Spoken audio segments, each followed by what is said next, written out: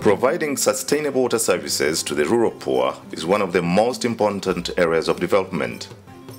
In spite of high levels of investment in rural water systems in Uganda, there is still a lot to be done to ensure that the systems continue to function for the longest time possible. The drive to increase water connectivity often neglects the need to maintain water systems and to raise finances for replacement costs. Oftentimes, once the systems are completed, there is little oversight of the appropriate operation and maintenance to ensure that boreholes, pumps, and wells survive for their designed lifespan. Failure to sustain rural water systems is attributed to myriad factors as manifested in the case of Katoke sub-county in Chenjojo district.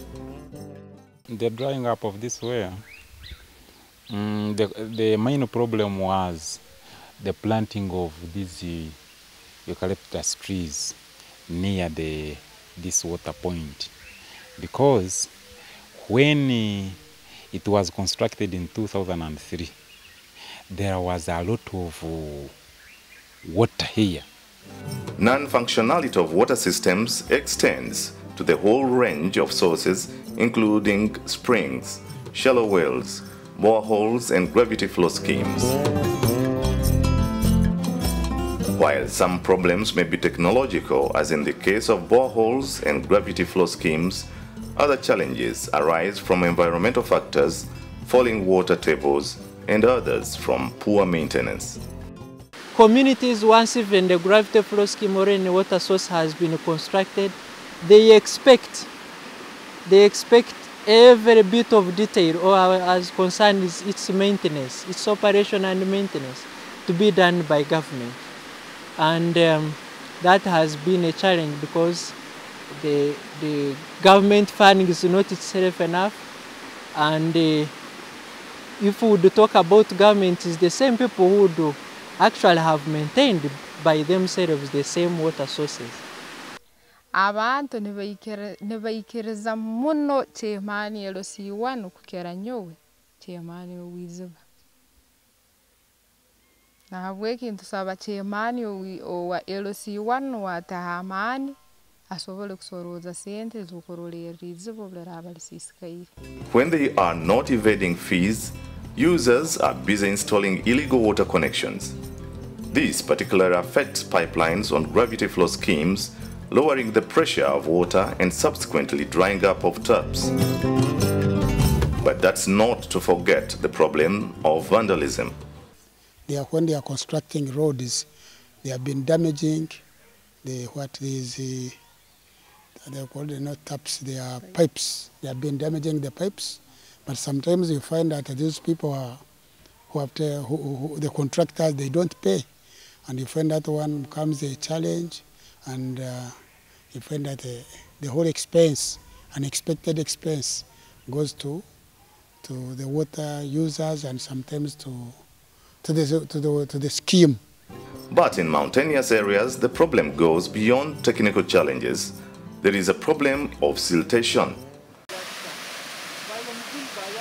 We have challenges with this gravity flow scheme. One of them, as we can see here, is silting, which has resulted from environmental degradation, but also the nature of the terrain. And thirdly, we do not have had any other place where water could flow, so that this gravity flow scheme is a success. The joint effort to save the environment, JSE, has been working in the rural water sector in the Rwenzori region for over 10 years. In this period, JSE has observed the failure of many water sources. In the last 10 years, we've seen 3 springs dry. Basically, the upper part had been cleared for agricultural interventions. Statistics of Water and the Environment Sector Performance Report 2009-2010 indicate that functionality of rural water sources has fallen to 80% from 83% in 2008-2009. The report further indicates that through the District Water and Sanitation Development Conditional Grant, over 3,000 new rural water points were constructed, serving about 670,000 users. The national safe water coverage for rural water supply now stands at 65%. But with a non-functionality rate nearly 20%, there is a number of people who continuously lose access to safe water.